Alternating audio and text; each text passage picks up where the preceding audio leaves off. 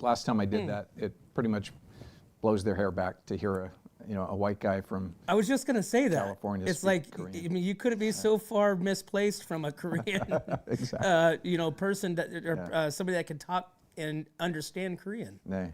I mean, nay, that's the Korean word for yes. So here I am going right back into That's it. crazy. Yeah. And so obviously that it helps now. I mean, we have a lot of the, that ethnic,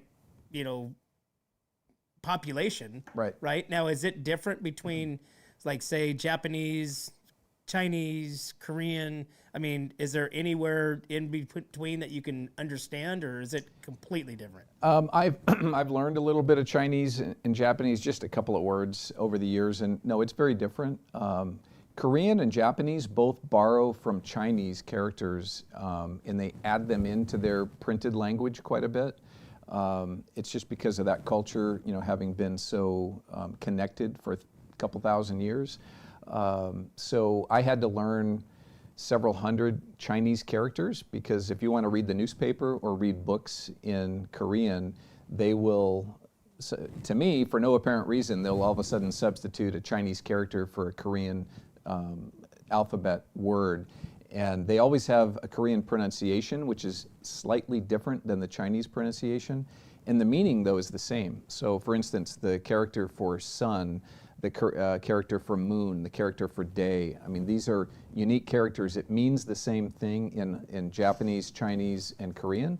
But the Korean language, they'll affix a Korean pronunciation to it that can be spelled out phonetically with the Korean alphabet.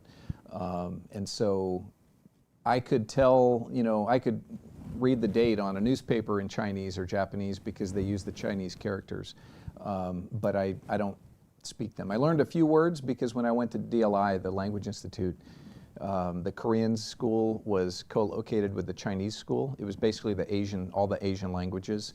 And so there were soldiers in my company that were Chinese students, and we would learn things like, goodness, I'm being put on the spot, I'm getting a little bit rusty, but wo bu zhi dao was, like, where are you going? And that one, because it included at the end wo bu zhi dao, I've always remembered that as being a phrase.